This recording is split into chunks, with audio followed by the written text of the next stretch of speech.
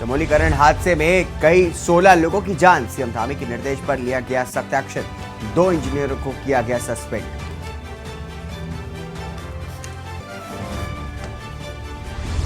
बागेश्वर में पति बना अपनी ही पत्नी का हत्यारा। पेट में चाकू घोंप करके पत्नी को उतारा मौत की घाट। पुलिस ने आरोपी पति को किया गिरफ्तार। बद्रीनाथ हाईवे कई जगह अवरुद्ध। 1500 यात्री फंसे। कर्णप्रयाग रानीखेत हाईवे के पास धंसी सड़क। मलबा आने से राज्यभर में 313 मार्ग बर्बाद। उत्तराखंड में आज भी बिगड़ा रहेगा मौसम। देहरादून समेत 7 जिलों में भारी बारिश के आसार। दून, टिहरी, पौड़ी, हरिद्वार में ऑरेंज अलर्ट जारी। राजधानी दून में रसोई गैस की भारी किल्लत। बुकिंग के बाद हफ्ते भर बाद भी उपभोक्ताओं को नहीं मिल रहे सिलेंडर।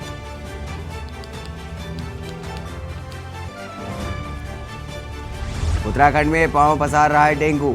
देहरादून में मिले 5 नए मरीज। 60 से अधिक मामलों की हुई पुष्टि। आप देख रहे हैं के न्यूज, खबरों का सारथी। नमस्कार, स्वागत है आपका उत्तराखंड में। मैं हूं आपके साथ हारिस। उत्तराखंड की खबरों में बढ़ने से पहले आपको ले चलते हैं मध्य प्रदेश के ग्वालियर, जहां पर जन आक्रोश रैली में प्रियंका गांधी क्या कुछ कह रहे हैं, आइए सुनाते हैं आपको।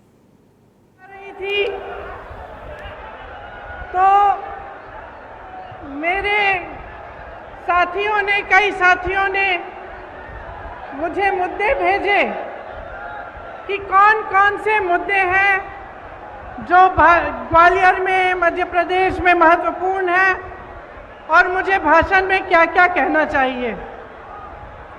जब मैं उन मुद्दों को पढ़ रही थी, उन सुझावों को पढ़ रही थी, तो मुझे लगा कि ज्यादातर नकारात्मक बातें थी और मेरे मन में ये बात आई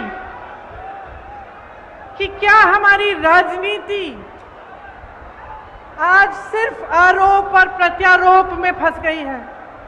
क्या इससे आगे भी कोई राजनीति हो सकती है? इससे बढ़कर भी हम कुछ ऐसी बातें कर सकते हैं जो जनता की मतलब की बातें हों।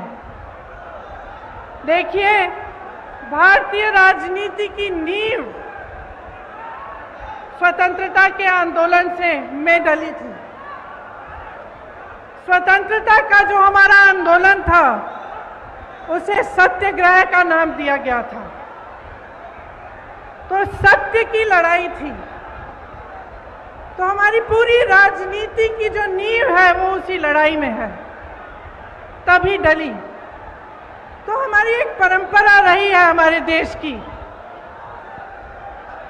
कि हम नेताओं में सभ्यता, सरलता, सादगी और सच्चाई ढूंढते हैं।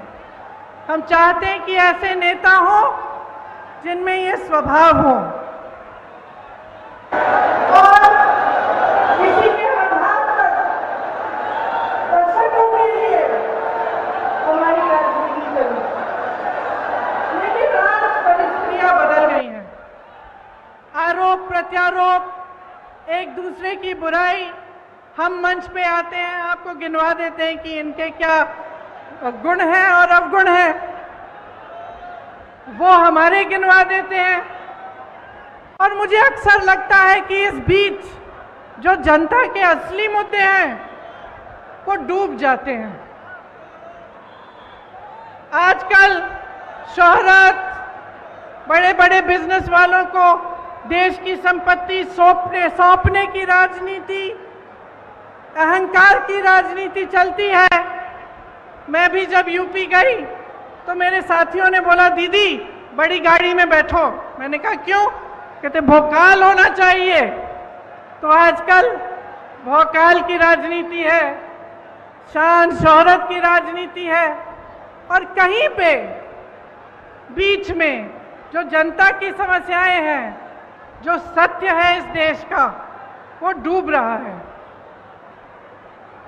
यहां खड़े होकर ये कहना बहुत आसान है, दूसरों की आलोचना करना बहुत आसान है। आखिर राजनीतिक सभ्यता को कायम रखने की सबसे बड़ी जिम्मेदारी किसकी होती है? प्रधानमंत्री की ही होती है। लेकिन 2 दिनों पहले की बात है, विपक्ष की बहुत बड़ी मीटिंग हुई। तमाम विपक्षी दल के बड़े बड़े वरिष्ठ नेता आए। उसी दिन या अगले दिन प्रधानमंत्री जी का एक बयान आया और इस बयान में उन्होंने कहा कि जितनी भी विपक्ष के नेता हैं, जितने भी विपक्ष की पार्टियां हैं, एक झटके में प्रधानमंत्री जी ने जैसे सब धान 22 पसेरी सबको चोर बोल डाला। इतने वरिष्ठ नेता, अपने अपने प्रदेशों के प्रतिनिधि, बड़ी बड़ी पार्टियों के नेता, जिन्होंने आजीवन देश के लिए संघर्ष किया, जिनका देश प्रदेश में आदर है, जो जनता के मुद्दे उठा कर आगे बढ़े राजनीति में, उनका इस तरह का अपमान प्रधानमंत्री जी ने खुद कर दिया। और दूसरी तरफ देखिए, मणिपुर में 2 महीनों से पूरा प्रदेश जल रहा है, घरों में आग लगाई जा रही है, मार काट हो रही है, आपस में महिलाओं के साथ भयावह अत्याचार हो रहा है, बच्चों के सर पर छत नहीं रहे, और हमारे प्रधानमंत्री जी ने 77 दिन के लिए कोई बयान ही नहीं दिया इस पे। वहां पे एक्शन लेना छोड़िए, एक लफ्ज नहीं कहा। कल मजबूरी में, क्योंकि एक इतना भयावह वीडियो वायरल हुआ कि वो फिर चुप नहीं रह पाए, तो मजबूरी में कल एक बयान दिया, उन्होंने एक वाक्य बोला और उस वाक्य में भी राजनीति घोल दी। उस वाक्य में भी उन्होंने उन प्रदेशों का नाम ले लिया जिसमें विपक्ष की सरकार है। तो मैं आपसे पूछना चाहती हूं कि ये जन आक्रोश लिखा है, ये जन आक्रोश किस बात का? ये जन आक्रोश आपके ही मुद्दों पर है कि नहीं है? और यहां खड़े होकर मैं भी इस 30 मिनट के भाषण में 10 मिनट प्रधानमंत्री जी की आलोचना कर सकती हूं। 10 मिनट के लिए मैं ये कह सकती हूं कि कितनी घोषणाएं, नकली घोषणाएं की, कितने घोटाले किए, कितने नाटक करते हैं शिवराज जी। और मैं 10 मिनट के लिए सिंधिया जी के बारे में भी बोल सकती हूं कि किस तरह से अचानक उनकी विचारधारा ही पलट गई। लेकिन आज मैं यहां आपका ध्यान भटकाने के लिए नहीं आई हूं, मैं आपके मुद्दों पर बात करने आई हूं। और आज जो सबसे बड़ा मुद्दा है आपका, मैं जानती हूं क्या है, महंगाई का मुद्दा है। सबसे बड़ा मुद्दा आज महंगाई है। और मैं सिर्फ सब्जी, फल, आटा, गेहूं, इस सब की मैं महंगाई नहीं कह रही हूं। ये तो है ही, जब टमाटर 150 रुपए में आप खरीद नहीं सकते तो ये तो है ही। लेकिन इस महंगाई से किस तरह आपकी कमर। देखा आपने, ग्वालियर में प्रियंका गांधी इस समय मौजूद है और क्या कुछ बयान दे रही हैं। अब बढ़ेंगे खबरों में। देहरादून की खबर आपको बता दें, जहां पर उत्तराखंड शासन से आज की सबसे बड़ी खबर सामने आ रही है। उत्तराखंड के मुख्य सचिव का हुआ है सेवा विस्तार। मुख्य सचिव एसएस संधू का हुआ है सेवा विस्तार। तो उत्तराखंड शासन से आज की सबसे बड़ी खबर आपको बता रहे हैं, जहां पर उत्तराखंड के मुख्य सचिव का हुआ है सेवा विस्तार। बता दें कि मुख्य सचिव एसएस संधू का हुआ है सेवा विस्तार। बताया जा रहा है कि सीएस एसएस संधू का 6 महीने का सेवा विस्तार हुआ है। उत्तराखंड के मुख्य सचिव का हुआ है सेवा विस्तार। मुख्य सचिव एसएस संधू का हुआ है सेवा विस्तार। बताया जा रहा है कि सीएस एसएस संधू का 6 महीने का सेवा विस्तार हुआ है। मुख्य सचिव का 31 जुलाई को होना था रिटायरमेंट, लेकिन अब इसे 6 महीने का विस्तार मिल चुका है। तो उत्तराखंड शासन से आज की बड़ी खबर आपको बता रहे हैं, जहां पर मुख्यमंत्री के मुख्य सचिव का सेवा विस्तार हो गया है। तो उत्तराखंड के मुख्य सचिव का सेवा विस्तार हो गया है। आपको बता दें कि मुख्य सचिव एसएस संधू का सेवा विस्तार हुआ है। बता दें कि सीएस एस एस संधू का 6 महीने का सेवा विस्तार हो चुका है। अहम जानकारी आपको बता रहे उत्तराखंड के मुख्य सचिव का हुआ है सेवा विस्तार। मुख्य सचिव एस एस संधू का हुआ है सेवा विस्तार।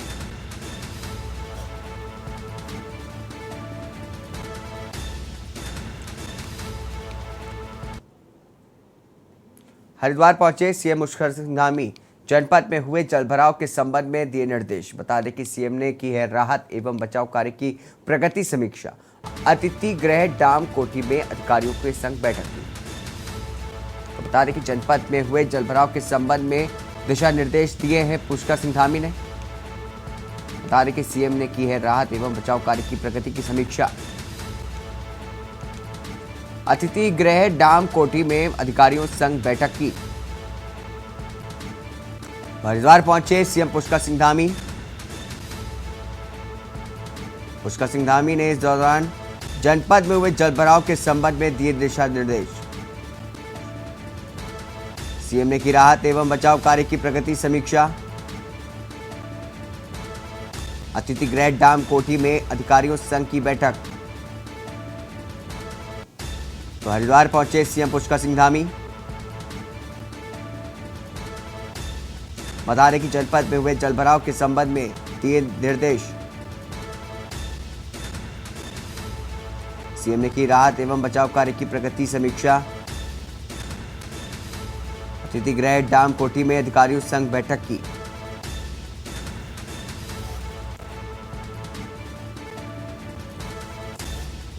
हरिद्वार पहुंचे सीएम पुष्कर सिंह धामी, जनपद में हुए जलभराव के संबंध में दिए निर्देश।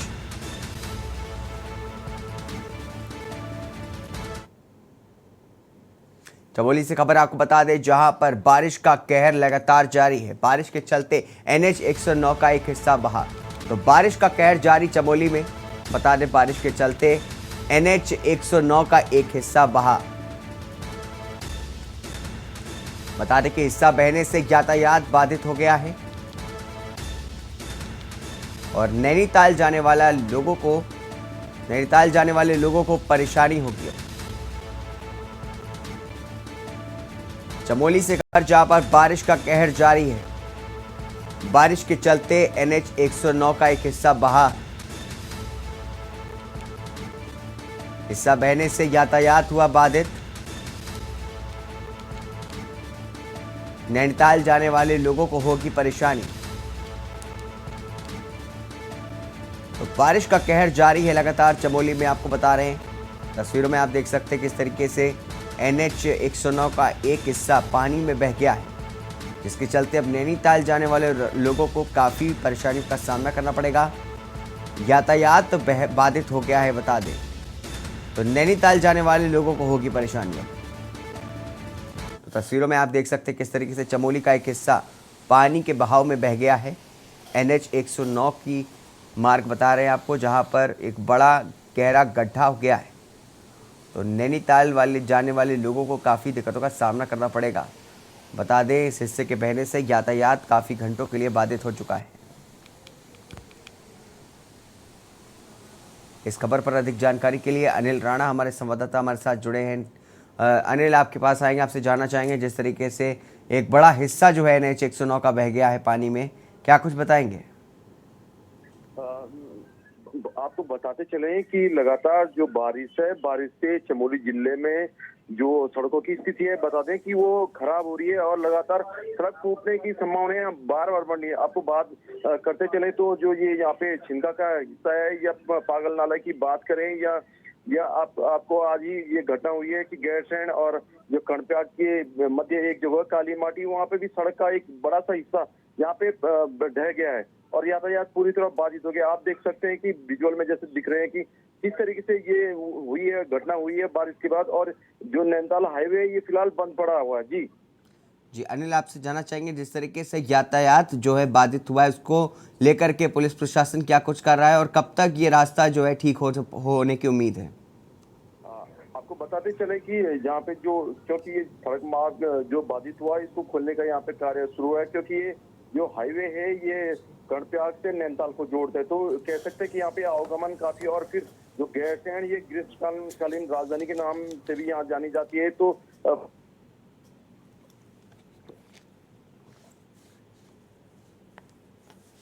बताते चला कि लगातार जो चार धाम ये सड़क है, जो बद्रीनाथ हाईवे, ये बार बार टूट रहा है और फिर खुल रहा है। कुछ ही घंटों में ये खुल भी जा रहा है। जी ठीक है अनिल, बहुत बहुत शुक्रिया तमाम जानकारी विस्तार से बताने के लिए। तो आपको बता रहे हैं जिस तरीके से चमोली में बारिश का कहर लगातार जारी है, बताया जा रहा है कि NH 109 का एक हिस्सा जो है, बड़ा हिस्सा पानी में बह गया, जिसके चलते यातायात भी काफ़ी बाधित हो गया है। तो नैनीताल जाने वाले लोगों को काफ़ी दिक्कतों का सामना करना पड़ेगा। इस बीच रुकेंगे छोटे से ब्रेक के लिए, ब्रेक के बाद जल्द हाजिर होंगे। ब्रेक के बाद स्वागत है आपका। उत्तराखंड के पहाड़ी इलाकों में भारी बारिश होने से निचले इलाकों में गंगा का जलस्तर बढ़ गया है, जिस कारण हरिद्वार के लक्सर और खानपुर क्षेत्र में कई गांव बाढ़ से प्रभावित हुए हैं। इससे स्थानीय निवासियों का लाखों का नुकसान हुआ है। साथ ही मूलभूत सुविधा न मिलने से काफी परेशानी का सामना भी करना पड़ा। उत्तराखंड के मुख्यमंत्री पुष्कर सिंह धामी द्वारा बाढ़ प्रभावित क्षेत्रों का दौरा किया गया था। मुख्यमंत्री द्वारा हरिद्वार राज्य अतिथि गृह डाम कोठी में हरिद्वार जनपद में हुए जलभराव के संबंध में राहत और बचाव कार्य की प्रगति समीक्षा को लेकर के विभाग के अधिकारियों के साथ बैठक कर दिशा निर्देश दिए। मुख्यमंत्री का कहना है कि आपदा ग्रस्त क्षेत्रों का आकलन करके प्रभावित लोगों को तुरंत राहत और राशि का वितरण किया जाएगा। लक्सर क्षेत्र में सोनानी नदी के कारण बाढ़ का खतरा बना रहता है। भविष्य में बाढ़ के खतरे से लोगों को राहत देने के लिए बड़े स्तर पर कार्य करने की जरूरत है। इसके लिए हमारे द्वारा केंद्र सरकार से भी वार्ता की जाएगी। हरिद्वार जनपद में अतिवृष्टि हुई है और उस अतिवृष्टि के कारण से बहुत बड़ा क्षेत्र यहाँ का प्रभावित हुआ है। हमने तय किया है कि पिछले दिनों जिन क्षेत्रों में भारी बारिश हुई है या बाढ़ आई है, उस पूरे क्षेत्र को आकलन करवाने के बाद उसको आपदा क्षेत्र घोषित किया जाएगा। और आपदाग्रस्त क्षेत्रों में आगामी 3 माह तक जो बिजली के बिल हैं या बैंकों के लोन हैं, जो सहकारी बैंक के राज्य सरकार के अंतर्गत आने वाले बैंक हैं, उन बैंकों का 3 माह तक जो ऋण वसूली है वो स्थगित रखी जाएगी। नैनीताल पुलिस ने 22 जुलाई से अग्रिम तिथि तथा नगर नैनीताल के यातायात प्लान में बदलाव करते हुए मस्जिद तिराहा मल्लीताल से मेट्रोपोल होते हुए चीना बाबा तक 0 जोन घोषित किया है। एसएसपी क्राइम जगदीश चंदा ने बताया कि नए ट्रैफिक प्लान के तहत कालाढूंगी रोड से अल्मोड़ा, कैचीधाम, भवाली जाने वाले समस्त वाहनों को रूसी होते हुए अपने गंतव्य तक भेजा जाएगा। कालाढूंगी रोड से शहर को आने वाले वाहन 12 पत्थर से शेरवुड कॉलेज होते हुए राजभवन की तरफ से नगर में प्रवेश करेंगे, जबकि हाईकोर्ट आने वाले वाहनों को मन्नू महारानी की तरफ से भेजा जाएगा।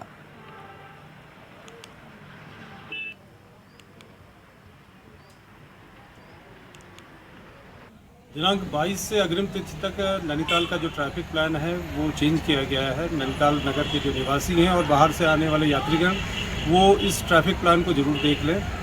इसमें मस्जिद तिराहे से लेकर मेट्रोपोल तिराहे तक, चीना बाबा तक का जोन 0 रहेगा। सुबह 6 बजे 22 जुलाई से ये कार्य प्रारंभ होगा और उसके बाद से अग्रिम आदेश तक ये 0 जोन रहेगा। जिन्हें हाई कोर्ट जाना है तल्लीताल से या ऊपर 12 पत्थर के लिए जाना है, वो घोड़ा स्टैंड होते हुए, चीना बाबा होते हुए, मोहनको होते हुए मन्नू महारानी के द्वारा ऊपर की ओर को जाएंगे। जो कालाढूंगी की ओर से आ रहे हों और जिनको भवाली या अल्मोड़ा के लिए निकलना है, उनको रूसी 1 से रूसी 2 होते हुए बाईपास होते हुए भवाली की ओर से वो उधर की ओर से जाएंगे। डोईवाला में बनने जा रही एरो सिटी और इंटीग्रेटेड टाउन सिटी लोगों के लिए दुविधापूर्ण विषय बना हुआ है। स्थिति ये है कि इससे प्रभावित होने वाला हर व्यक्ति डर के साए में जी रहा है कि कहीं उसका घर बार व जमीन टाउन सिटी के भेंट ना चल जाए, जिस वजह से क्षेत्र में हर रोज इस मुद्दे को लेकर के बैठकें और पंचायतें की जा रही हैं। एक बड़ी महापंचायत का आयोजन किसानों व क्षेत्रवासियों द्वारा किया गया, जिसमें प्रभावित होने वाले लोगों की मांग है कि जिस प्रकार से अखबारों व सोशल मीडिया के माध्यम से उन्हें विस्थापन व भूमि अधिग्रहण की सूचना मिल रही है, उसमें कितनी हकीकत है, सही है या फिर गलत है, इसकी जानकारी सरकार के किसी भी जिम्मेदार व्यक्ति द्वारा दी जाए, जिससे कि क्षेत्र के बड़ी आबादी भ्रम से निकल सके। पंचायत में भाजपा और कांग्रेस के तमाम नेताओं के साथ ही कांग्रेस के वरिष्ठ नेता और पूर्व नेता प्रतिपक्ष हरक सिंह रावत और पूर्व कांग्रेस विधायक हीरा सिंह बिष्ट ने पंचायत में शिरकत की और केंद्र की प्रस्तावित योजना से लोगों को अवगत कराने की मांग की गई। हम लोगों को ये काम कर लेना चाहिए और मैं जितने भी हम दोनों वाला भी नहीं बोलना है। हम यहाँ से कहीं जाना नहीं चाहते। हम ये गाँव छोड़ के फिर दूसरा गाँव आ रखे हम यहाँ से जाएंगे तो हम आप कहाँ जाएंगे। हम बार बार कहाँ करेंगे अपनी परेशानी। नहीं तो हमारे लिए ऐसी करो कि बस यहाँ रोड का जुगाड़ करो। हम यहाँ से निकल नहीं सकता कहीं। हमारी यही रण की सलाह है। हम इधर उधर कहीं नहीं जाते। हम हरिद्वार नीचे हम जा ही नहीं सकते। हम अपने गाँव छोड़ नहीं सकते। इसमें सभी राजनीतिक दलों के जो स्थानीय नुमाइंदे हैं वो सब शामिल हुए हैं। इसमें कोई भी भाजपा और कांग्रेस का आपस में कोई मतभेद नहीं है। ये यहाँ की स्थानीय जनता के हक हकूक, जमीन, मकान, कारोबार, रोजगार और उनके जिंदा रहने और उनकी संस्कृति की लड़ाई है। लोगों का आशंका है कि जिस तरह से अखबारों और तमाम समाचार पत्रों और सोशल मीडिया पे जो चर्चाएं चल रही हैं कि यहाँ पर भूमि का अधिग्रहण किया जाएगा, उसके संबंध में अभी तक इतना आंदोलन की शुरुआत होने के पश्चात भी सरकार की तरफ से कोई वक्तव्य नहीं आया है। लक्सर खानपुर क्षेत्र के मोहम्मदपुर स्कूल के पास सड़क टूटने से रास्ता बंद हो गया था, जिसको पीडब्ल्यूडी के अधिकारी युद्ध स्तर पर बनवाने के लिए लगे हुए हैं। इंद्रीशपुर में भी रास्ता बंद खुलवाने पर हुए हैं। पीडब्ल्यूडी के जूनियर इंजीनियर प्रदीप कुमार ने बताया कि इस बार ज्यादा बरसात होने से खानपुर क्षेत्र में त्राहिमाम मच गया है। उन्होंने कहा कि उच्च अधिकारियों के आदेश अनुसार टूटे हुए सड़कों को बनाने के लिए सबसे पहले उन्हीं पर काम किया जा रहा है, जिसमें आम जन को आने जाने में कोई परेशानी ना हो। उन्होंने कहा कि जहां से ये सड़क टूटी है वहां पर करीब 20 फीट तक गहरे गड्ढे हो गए थे, जिसको पीडब्ल्यूडी के अधिकारियों व ठेकेदार के द्वारा बड़ी मेहनत से भर दिया गया है। उन्होंने ये भी कहा कि बड़ी मुसीबत की इस घड़ी में जिस तरह से पीडब्ल्यूडी के अधिकारियों ने मेहनत करके इस सड़क को बनाया है, उसके लिए पीडब्ल्यूडी के सभी अधिकारियों का हम सभी ग्रामीण धन्यवाद करते हैं। वहां पर जूनियर इंजीनियर सतेंद्र पाल भी हर वक्त रात दिन पैनी नजर गड़ाए खड़े हैं।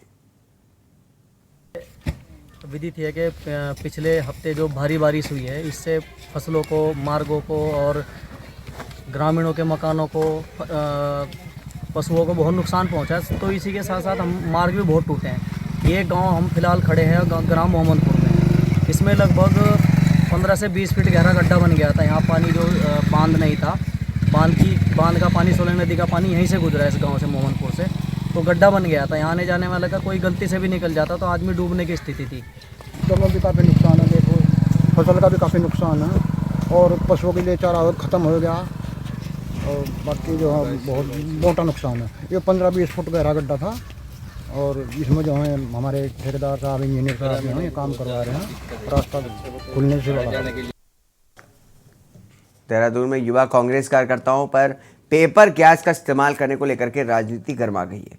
युवा कांग्रेस प्रदेश अध्यक्ष सुमित्र भुल्लर ने कहा कि विपक्ष की आवाज दबाने को अमानवीय तरीका अपनाया गया।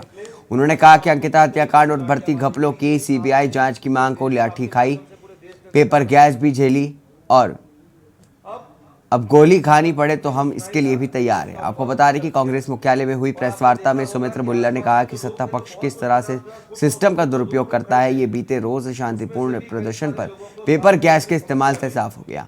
इस प्रकरण की जांच ना हुई तो पुलिस मुख्यालय से लेकर के सीएम आवास का घेराव किया जाएगा। जब हम बार बार कहते हैं, देखो पहली बार कि प्रत्यक्ष को प्रमाण की आवश्यकता नहीं होती, तो ये आरोप नहीं है, ये प्रत्यक्ष है। इसको पूरे शहर ने देखा, हम लोगों ने इसको अनुभव किया, बहुत सारे राहगीरों ने अनुभव किया और हमारी मांग है, जैसा प्रभारी जी ने कहा, हमारी मांग है कि जवाबदेही तय होनी चाहिए, इस प्रकरण की जांच होनी चाहिए और जो भी दोषी है उसके ऊपर कठोर से कठोर कार्रवाई होनी चाहिए। खबर लक्सर से है, जहां पर वार्ड 7 के वार्ड पीड़ितों को आपदा की राशन सामग्री बांट रहे संग्रह अमीन सुनील के साथ आधा दर्जन से अधिक लोगों ने मारपीट कर दी। शोर शराबा सुनकर के मौके पर आए लोगों ने संग्रह अमीन को छुड़वाया। ये पूरा घटनाक्रम सीसीटीवी कैमरे में रिकॉर्ड हो गया है। संग्रह अमीन ने 2 कांग्रेसी नेताओं सहित आधा दर्जन से अधिक लोगों के खिलाफ कोतवाली पुलिस को तहरीर दी। सर, हम मुख्यमंत्री आपदा राहत कोष से उप जिलाधिकारी महोदय लक्सर के आदेशानुसार वार्ड नंबर 7 में किटें बांटने गए थे। वार्ड नंबर 7 में पानी अधिक होने के कारण वहाँ पर व्यवस्था नहीं थी किट बांटने की, जहाँ पर पूरे लक्सर का कोटा बांटा जाता है। सार्वजनिक दुकानें किराए पे ले रखी उन्होंने, वो खाली थी। साफ जगह देखते हुए सूखे की वजह से हमने वहाँ वितरण किया। जैसे हम वहाँ पे वितरण कर रहे थे, 2 लोग आए, वर्तमान सभासद का भाई प्रवीण कुमार और बाजार से संजय उर्फ वेदपाल समूह अशोक कुमार, और उन्होंने आते ही हमें गाली गलौज और मारपीट करनी शुरू कर दी। और हम उन्हें देख कर वहाँ से अपने बचाव के लिए अंदर घर में घुसे। फिर उसके बाद हमने अपने उच्च अधिकारी जिलाधिकारी महोदय लक्सर को अवगत कराया। इसी के साथ उत्तराखंड की खबरों में बस इतना ही। दीजिए इजाजत, नमस्कार। आप देख रहे हैं के न्यूज़, खबरों का सारथी।